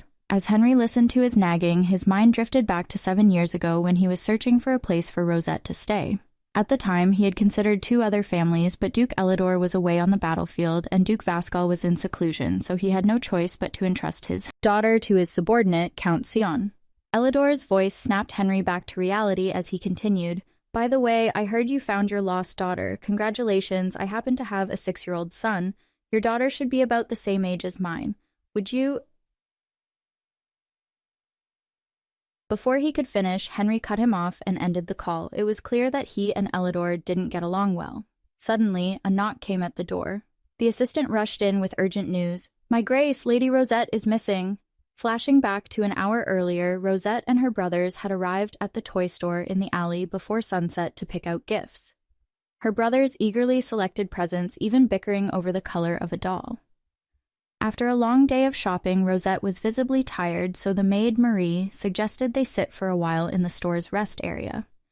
Seeing her brothers still arguing, Rosette agreed to the break. Fea went to inform the young masters and get some drinks, leaving the 2 of them to chat about her brother's childish behavior. But as they were talking, a shadow silently approached from behind. Rosette suddenly felt a handkerchief covered her mouth and nose, soaked with a sedative. Meanwhile, Henry was being briefed on everything that had happened at the scene. When he heard that Rosette had been taken, panic surged within him. Henry clenched his fists in silence, his anger palpable. Camelan, lowering his head, blamed himself for not taking better care of Rosette. Henry didn't scold him, though. He simply told him that apologies could wait until after they found Rosette. He immediately ordered his assistant to gather the entire guard, determined to personally lead the rescue operation. The assistant, seeing the Duke's fury, didn't know who was responsible for this, but he was certain that whoever it was would pay dearly. Meanwhile, Rosette slowly regained consciousness. The dim surroundings suggested she was in an abandoned warehouse. A few men nearby were discussing what to do with her. She looked around and spotted Marie, also unconscious and tied up. As she tried to move, she realized she too had been tied up. Her subtle movements caught the attention of the kidnappers, who approached her with threatening glares. One of them ordered her to stop crying. Rosette, trying to stay calm, spoke up. "If you let me go, I promise I won't tell anyone about today." The kidnapper laughed, clearly amused. "Let you go? Why would we do that?" Rosette, with determination, replied, "Because I'm the daughter of Duke Ra." Hearing this, the kidnappers erupted into laughter. One of them mocked her, saying they knew Duke Ra had 3 sons, but they had never heard of him having a daughter. Rosette's heart sank as she realized that no one, except the highest nobility, knew of her existence. The leader of the kidnappers stopped laughing and gave her a harsh warning: "Behave yourself and don't try any tricks." They turned to leave the warehouse, instructing someone to look into her identity. If she really was the daughter of a noble, they would have to silence her. Rosette regretted revealing her identity so quickly. Sitting on the floor, she took a deep breath and whispered, "Ken." To her surprise, the shadow on the ground began to move. A small ball emerged from it, slowly morphing into Ken's form. His voice, full of joy, echoed in the quiet space. "Rosette, you finally called for me." She immediately asked him if he could help her, and with a flash of black shadow, Ken appeared in front of her. "Of course, my friend, I'm happy to help." The streets were buzzing with chaos as commoners gathered to watch the large group of guards and knights. People whispered about what had happened. The captured suspects, looking terrified, all denied being involved. Camelan, determined to get to the truth, used his ability to interrogate them. "Is that so? I'll decide if you're lying or not." He immediately took control of the suspect. The kidnappers, realizing something was off, rushed back to the warehouse, but when they arrived, they found it completely empty. Meanwhile, Rosette found herself in a courtyard, and Ken informed her it was the back garden of the Imperial Palace. He asked if she was hurt, to which she quickly replied that she was fine and thanked him for saving her. Ken seemed puzzled. "Wouldn't it have been easier to just kill them all?" Rosette, feeling uneasy, replied, "I don't want anyone to die because of me." She then asked Ken to bring Marie here too, as he had taken her first. Ken, focusing on her request, tried to summon Marie, but nothing happened. "What should I do? I accidentally swallowed her," Ken exclaimed. Rosette, tearfully, told him not to joke like that. He immediately rushed to wipe her tears. "I'm sorry, I went too far with the joke. I was just thinking it might be hard for you to explain if your maid saw me, so I let her stay unconscious a little longer." Rosette sighed in relief, but still wasn't entirely happy. Ken, trying to make it up to her, gently took her hand and promised to show her a special place. Before she could react, a blinding light engulfed her. When the light faded, they were standing in a breathtaking garden filled with violets. A gentle breeze carried the fragrance of the petals that fell softly around them. Rosette looked around, wondering where they were. Ken, with a smile, answered, "This is my secret garden." As Rosette looked around, she realized this garden was far more magnificent than the Imperial Palace's back garden, almost like a glass house, but more extraordinary. Ken silently observed her, then reached out and picked a petal from her hair. To her surprise, the petal withered the moment Ken touched it. She watched in shock as it turned to ashes. Ken, noticing her surprise, moved closer and, without saying a word, gently kissed her on the forehead. Rosette, still stunned by the kiss, blinked at Ken in silence for a moment, but suddenly she pulled back, rubbing her forehead and complaining that his lips were too cold. They had spent half the day exploring the secret garden, but Rosette was starting to worry that her family would be concerned about her. She wanted to head back right away, especially since it was getting late. Ken, however, wasn't ready to let go of the moment. He had been lonely for so long, and this was the first time he'd had a friend to share things with. He wanted to show her everything, every corner of the garden. Rosette, noticing his enthusiasm, felt conflicted. She knew her family would be worried, but at the same time, Ken had saved her. It didn't feel right to disappoint him. Meanwhile, back at the Ray family manor, tension hung in the air. The captured kidnappers insisted that Rosette was already gone when they arrived. Abel, believing they were lying, became furious and raised his sword to strike one of them. Henry, who had arrived just in time, stopped him, scolding Abel for acting without proper interrogation. Realizing he was being too rash, Abel let the kidnapper go. Henry then ordered his assistant to call Camelan. Once Camelan arrived, he used his divine power to try and get the kidnapper to reveal where Rosette was. After several attempts, Camelin realized the kidnappers weren't lying. The assistant, unsure of what to do next, turned to Henry.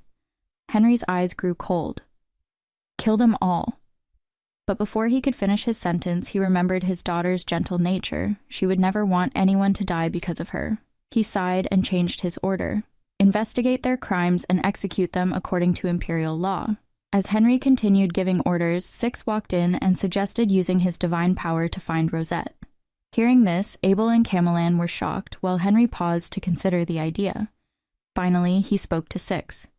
If you're sure you can control your divine power, then give it a try, but if you're not confident, don't push yourself. The situation isn't desperate enough to force it. His words seemed to ease Six's concerns, and he suddenly remembered what Rosette had said before, because we are family. That thought gave him the strength to make up his mind. Night fell, and the only sound that could be heard was the soft hum of insects. In the manor, a bright white light surrounded Six, who stood in the open space fully focused on channeling his powers. Meanwhile, Rosette and Ken were still strolling through the garden. As she looked around, Rosette realized that the whole place glowed in the dark, something she hadn't noticed during the day. The garden seemed endless, with lush forests stretching far into the horizon. Rosette couldn't help but exclaim, "This garden is huge." Ken smiled and explained, "It's a space created by magic. I've spent so much time here, bored out of my mind, so I started decorating it little by little until it became what it is now." Rosette couldn't help but smile, surprised that the King of Stigmas had created such a vast garden just to pass the time. She felt grateful. "Thank you for bringing me here to see all this beauty, and I never properly thanked you for saving me earlier," she said. "But I think we've seen enough. Shouldn't we go back now? My family will be really worried about me." Ken, still not ready to let go, told her, "The people looking for you are on their way, so let's stay here a bit longer while we wait. Otherwise, we might miss them." Rosette looked at his hopeful face and agreed.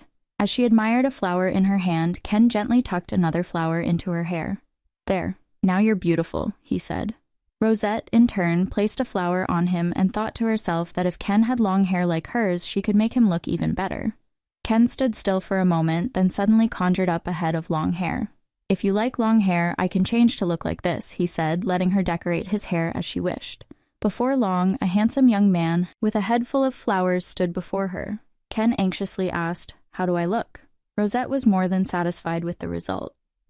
She smiled and replied, "You look great. If you like this look, you can keep it." Ken waited for a moment before asking, "But tell me, isn't it important what my true form looks like?" Rosette couldn't help but wonder aloud, "Aishom, stigmas usually have a somewhat frightening appearance, don't they? What does your true form look like?" Ken paused before answering. "When the manor was attacked before, I was already close to my true form. The only problem was you were crying, so everything around you was a blur." Ken took her hand gently, his voice sincere as he said, "I can change into any appearance, but I want to keep a beautiful form in front of you. I also have another true form that's scary and ugly, but if you really want to see it, I can transform into that." Rosette quickly refused. Since Ken had said it himself, she didn't want to pressure him, but she couldn't help but wonder how many different forms he had. Seeing her curiosity, Ken smiled and offered to transform again. Despite the warmth of his kind, friendly appearance, Rosette still felt a little uneasy. After all, the man standing before her was the King of Stigmas in disguise. She didn't like his current appearance, so Ken changed into Abel's form, then into several other familiar faces, each one speaking in their own voice. Rosette watched, feeling an eerie chill as Ken even transformed into Henry's likeness. She couldn't deny that it all felt strange and unsettling.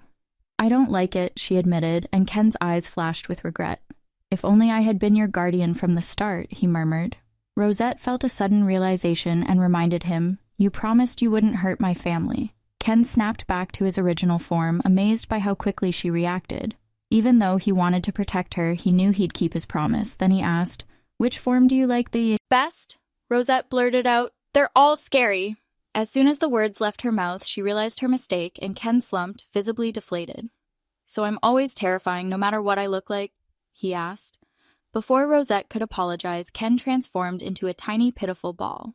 She watched the small ball roll on the ground, soft and cute, and couldn't resist reaching out to poke it. To her surprise, her finger touched something soft and furry.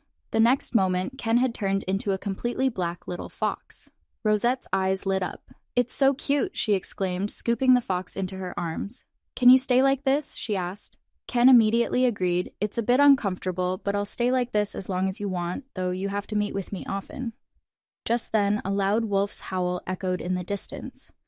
Rosette thought it was Ken, but he quickly denied it.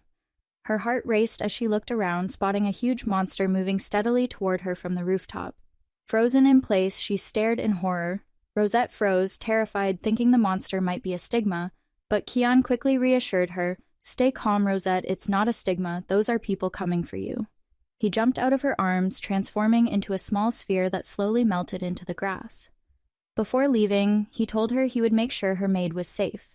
Left alone and feeling helpless, Rosette watched as the huge creature continued to approach, with a crowd following behind it. As it got closer, she realized someone was sitting on the monster's head. To her surprise, it was Camelin. Suddenly, someone rushed from the crowd, and Henry lifted her into his arms, checking to make sure she was okay. He held her tightly, as if she was a precious treasure that had been lost and found. Rosette could feel his arms trembling, realizing just how worried he had been. She apologized to him, overwhelmed by the deep care he had for her. No one had ever cared for her like this before. Although she knew her father would worry, it was only now that she truly felt it, and she finally understood her place in his heart. Lost in these thoughts, the huge monster leaned in and sniffed her. She flinched in fear, asking, "What is it?" The monster suddenly plopped down with a thud and grumbled, "Peanut, you don't recognize me?" Hearing that familiar nickname, Rosette realized it was actually Six. At that moment, Abel and Camelin rushed over, followed by the White-Grey Knights and the Royal Knights. They had all mobilized just to find her. Henry, still holding her, prepared to return to the manor. In the spacious drawing room of the manor, Rosette and Six sat side by side on the sofa. She couldn't help but look at his now human form with curiosity. Six felt a bit awkward under her gaze. She wondered why he had transformed into a stigma. He explained that his star of protection came from the sage who had researched stigmas during her lifetime. As a result, the divine providence he received led to stigma transformation. However, the side effect of this transformation was the loss of rationality, which is why Six had to study at the tower to learn control. He hated using his divine providence, but had made an exception for her sake. As Rosette absorbed this touching revelation, Abel and Camelin anxiously asked if she was injured. Rosette quickly waved her hands, assuring them that she had been fully examined as soon as they returned to the manor, and the doctor confirmed she was perfectly fine. Just then, Henry walked in from outside, his face clouded with a gloomy expression. The room fell silent. Rosette couldn't help but glance at her father, and she noticed that he was looking at her as well. After a tense pause, Henry finally spoke. "Your maid was found collapsed near the palace, Van Somme," he said. Just as Rosette was starting to feel some relief, he continued, "But what exactly happened?" Rosette quickly tried to come up with a reasonable explanation, one that didn't mention Kian. She stammered, "After the maid took me out, I can't remember what happened." Henry didn't press further and softly replied, "I'm just glad you're safe. If we hadn't found you, I was prepared to destroy the entire imperial capital. This was a failure on our part with inadequate guard protection. From now on, you'll go out only with me. Even when you're playing in the courtyard, there should always be at least 2 guards and 2 maids." Then he turned to his 3 sons. "You can protect yourselves, but Rosette is just a child without divine providence. You should have been watching over her carefully. How could you be so careless?" The 3 sons felt deeply ashamed and braced themselves for their father's punishment. But Henry didn't scold them as they had expected. Instead, he continued, "The same applies to all of you. While we're in the capital, none of you are allowed to go out without my accompaniment." This shocked them all. They had expected a severe reprimand, but instead they were given a simple warning. Even though Rosette had been kidnapped, the atmosphere felt surprisingly warm, like that of an ordinary family. Rosette couldn't help but feel comforted. The next morning, she was taken aback by the sight that greeted her when she got up. After Fea explained, she learned that all the presents around her were birthday gifts sent by the nobles. Her brothers were even eagerly competing to give her gifts. However, the highlight of the day was her first attendance at a banquet held in her honor at the palace. Noblemen and noblewomen, all in their formal attire, filled the banquet hall. They whispered among themselves, curious to see what the famous Westgar Duke's daughter would be like. Meanwhile, Rosette, the guest of honor, felt extremely nervous. Henry, noticing her anxiety, reassured her, "Rosette, whether in the banquet hall or elsewhere, today is your special day. As my daughter, you can do whatever you wish. We'll follow your heart." They then entered the banquet hall, with Henry going in first, followed closely by his 3 handsome sons and Calix dressed in his usual attire. The nobles whispered among themselves as Rosette entered the room. "The young masters are here too. Is that Lady Rosette?" Rosette stepped into the spotlight, wearing a white formal dress and subtle yet luxurious accessories that perfectly highlighted her noble aura. No one could have guessed that she had once lived away from home. As they walked in, many nobles approached Henry to exchange pleasantries. Feeling alienated and nervous, Rosette stood close to her father. Henry, noticing her discomfort, darkened his expression and held her tightly, telling everyone to keep their distance because his daughter was feeling uncomfortable. His clear favoritism made it obvious to everyone how much he valued her. The crowd, now aware of her importance, started showering her with compliments, saying she looked as beautiful as a fairy. The excessive praise made her feel awkward, and she could only manage a forced smile. Henry, unfazed by the attention, responded, "Aren't you all just speaking nonsense? Anyone with eyes can see she's beautiful." The crowd, encouraged by his reaction, became even more enthusiastic with their praise. Just then, Abel stepped in to save the day. "Thank you all for your compliments. Rosette is still young, and this is her first time at such an event. We'd like her to feel more comfortable, so please enjoy conversations with your own friends." At that moment, Camelin waved excitedly at Rosette, eager to introduce his academy classmates to her. His 2 male classmates stood nearby, their expressions blank, but they couldn't help but praise how adorable Rosette was. Rosette quickly realized that Camelin had been using his divine power on his classmates in public. Watching everything with a critical eye, Six couldn't hide his annoyance and remarked, "Everyone's so stupid." He then repeated all the various compliments that had been directed at Rosette throughout the event. The banquet continued with music and dancing, and as the guests enjoyed themselves, the Emperor and Crown Prince entered. Ken, dressed in formal attire with his hair in a long braid, walked in alongside the Emperor. His serious expression softened when he spotted Rosette in the crowd, and he even broke into a happy smile. Rosette, noticing his change in demeanor, wondered to herself, "Is he smiling at me because he's happy?" The Emperor cleared his throat and began, "I would like to express my sincere gratitude to everyone attending today's banquet. This celebration is for the person who has always stood by my side, protecting me, the Duke Ra, and his daughter, Lady Rosette. So, let's all congratulate Lady Rosette Ray on her 7th birthday." As soon as he finished, the room erupted into enthusiastic applause. Warm smiles and birthday wishes were showered on Rosette. For the first time, she found herself at the center of attention. She felt both shy and deeply moved, her heart still racing from all the love and blessings. She realized that receiving so much warmth and attention was even more joyful than she had imagined. She silently hoped that her future would continue to be filled with this happiness. But then, she started scanning the crowd. Were the protagonists from the original novel here? She knew that for a smooth future, she needed to form good relationships with them. As she searched for the main characters, her brothers noticed and asked what she was looking for. Embarrassed, Rosette explained that she just wanted to see if she could make friends. At her words, her brothers' expressions immediately changed. She quickly realized they didn't like the idea of her making new friends, so she pretended to stay calm, saying she really wanted to play with them but didn't want to disturb their busy schedules. Camelin, however, picked her up and insisted they weren't busy at all. Then he put her down and asked, "So, who do you like the most among us?" Abel immediately criticized him for asking such a difficult question, while Calix acted as though he didn't care. "Hurry up and answer," they urged her. Rosette smiled awkwardly, realizing this was a loaded question. Any answer she gave would likely be wrong. As she tried to figure out how to dodge the question, she saw her father, Henry, walk in. She felt like she had just found her savior. Henry asked what they were discussing, and she obediently told him about the question her brothers had asked. Henry, without missing a beat, confidently replied, "What a childish question, isn't the answer obvious?" Rosette smiled brightly and nodded. "That's right, I like Dad the most." Henry smiled tenderly at his daughter and extended his hand. "Would you like to dance with your favorite father?" She was momentarily stunned, but then gently placed her hand in his. After the banquet ended, Rosette lay exhausted in her bed. Although tired, she felt incredibly happy. Until now, Rosette had always thought of her birthday as just another date on the calendar. She never imagined she would receive so much love and so many blessings.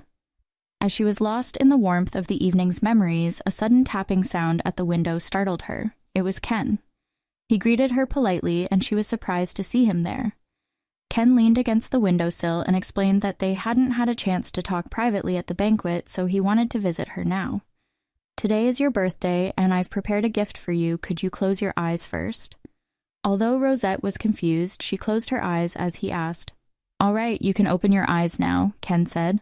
When Rosette opened her eyes, she was stunned. It was the secret garden he had shown her before. Ken extended his hand to her and asked, Would you honor me with a dance?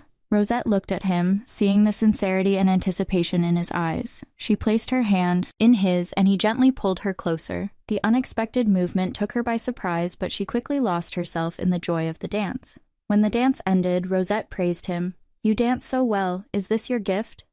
Ken shook his head and then placed a gentle kiss on her forehead.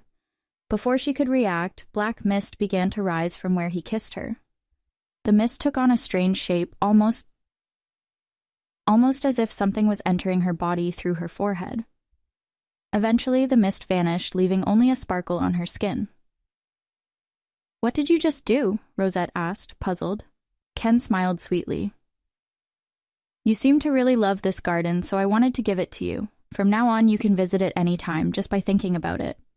Rosette looked around the beautiful garden, realizing that everything, the sunlight, the moonlight, the stars, was now hers.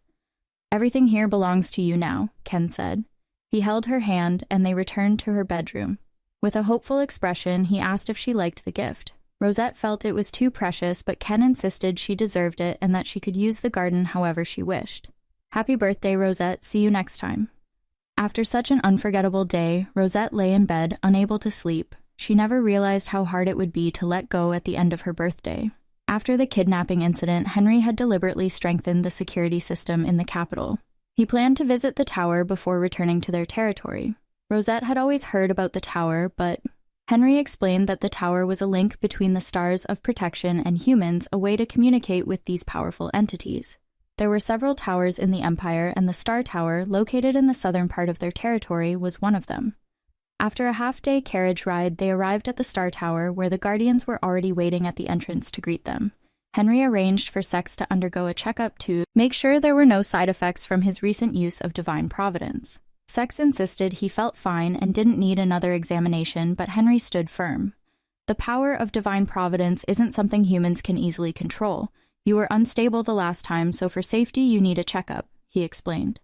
The Guardians were ready to perform the examination, and although Sex didn't argue, it was clear he wasn't thrilled about it. Rosette thought it was probably similar to how people hate going to the doctor for a checkup. The others were preparing to visit the prayer hall, where people communicated with their stars of protection. Since Rosette didn't have a star of protection and hadn't received Divine Providence, she didn't need to go there. She asked her father if she could explore the tower instead. For her safety, Henry arranged for a large group of servants to accompany her. As she wandered, she was drawn to a statue. The master of the Star Tower was the commander of the sun, the same star of protection who had granted Divine Providence to the male protagonist in the original novel. She turned to her maid, Fa, and asked her to bring a bouquet of flowers. Rosette placed the bouquet in front of the statue and began to pray devoutly. Although this world had no gods and the stars of protection were once prophets, the traditions of faith had long disappeared. She still wanted to make a wish. Please bless my family with happiness and health, she prayed. Just as she finished, Rosette was about to leave with her maid when suddenly a figure rushed toward her from behind, knocking her to the ground. She realized only when she heard a voice calling out that it was Lucien, the male protagonist from the novel. Lucien scrambled to his feet as a group of people approached. The man who had called out was Duke Elidor, who patted Lucien and told him to apologize to Rosette. Lucien quickly bowed and apologized. Lucien, clearly embarrassed, explained that he had been too excited and hadn't been watching where he was going. He extended his hand to Rosette, his eyes filled with sincerity. "Let me help you up," he said. Rosette gently accepted his hand. "It's all right, thank you." It felt strange for her to interact with the male protagonist since she was used to dealing with her villainous father and brothers.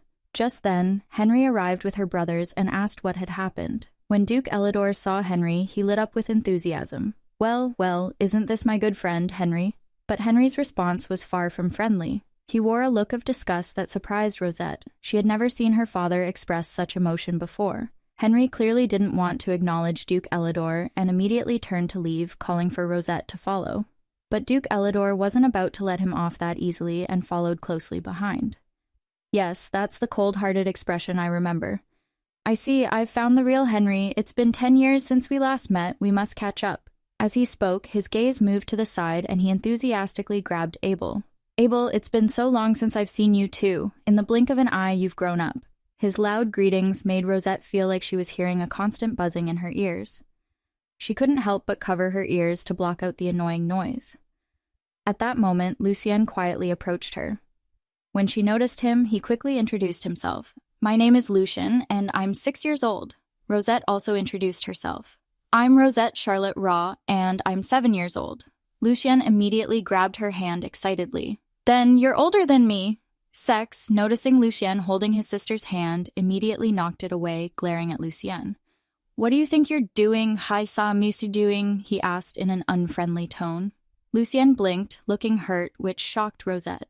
In the novel, Lucien, the male protagonist, was always silent and emotionless, and as the new leader of the Royal Knights, he became enemies with Abel after the Knights split into 2 factions. Rosette thought that was all part of the future, and maybe his personality had changed from what it was when he grew up. But then she noticed the color of his pupils.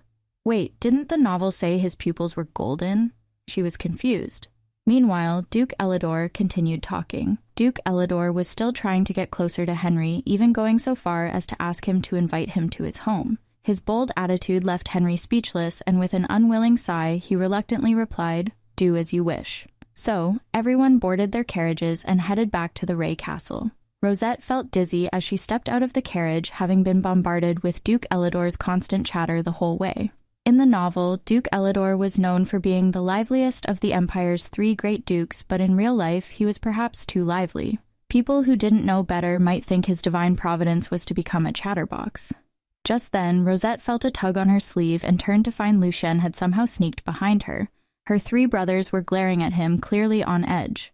Realizing they wouldn't want her making friends, Rosette immediately felt a headache coming on.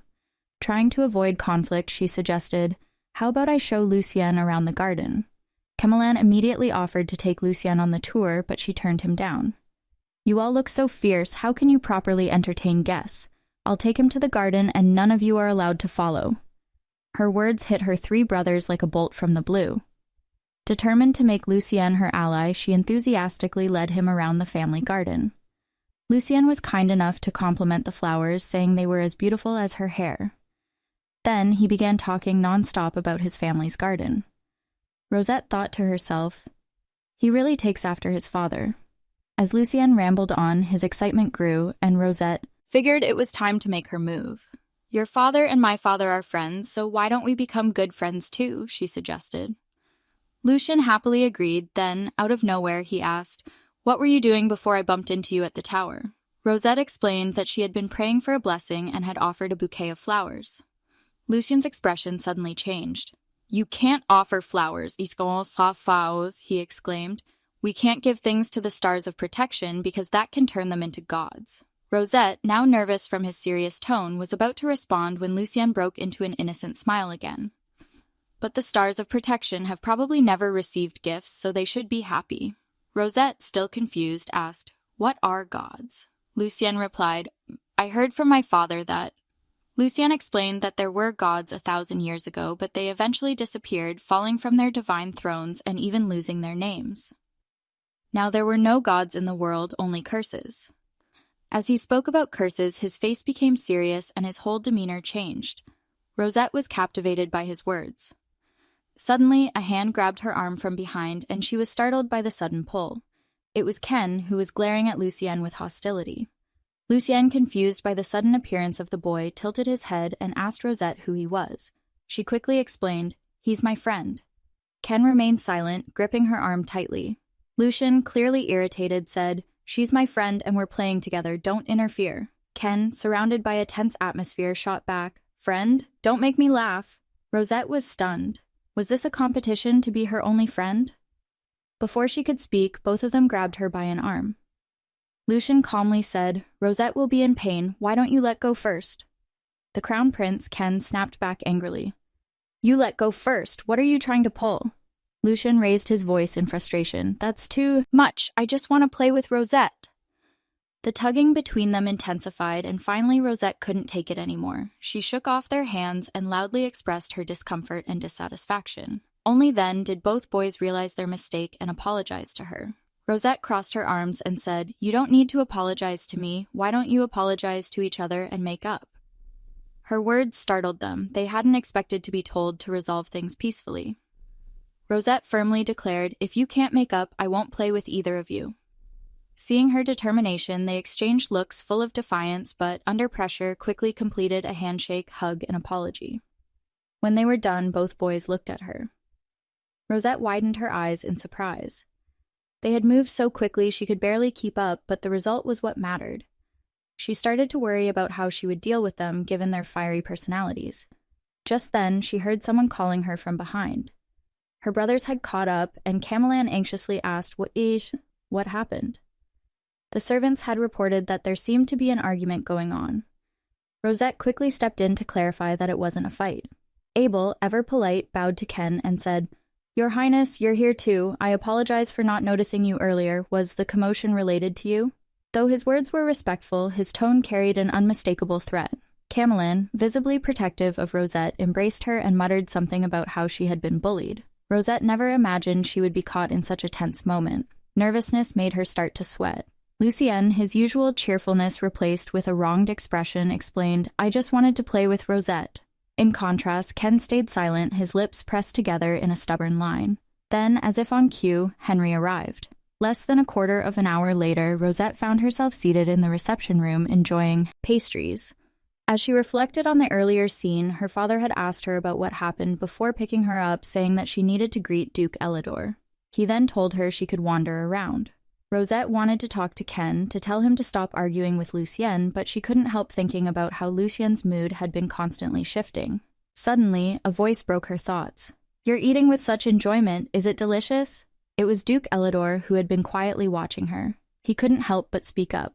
"Although I had heard about it before, seeing Henry transformed into a doting father in person is still quite something." Henry didn't respond and just took a sip of his coffee. Seeing his silence, Duke Elidor smiled even wider. "They do look a lot alike," he remarked, looking at Rosette. Henry, clearly irritated, slammed his coffee cup down. "Stop wasting words." Duke Elidor replied, "How is that wasting words? I'm just saying your daughter resembles your wife. How is that not a fact?" Henry was about to shut him down, but then he heard Rosette's voice. She asked, "Do I really look like my mother?" Rosette looked at her father expectantly. She only knew that the Westgy family consisted of Henry and his 3 sons. In the novel, it was mentioned that the Duchess had passed away in an accident 7 years ago, and the details were highly confidential within the family. Rosette wondered if her father would finally tell her about her mother.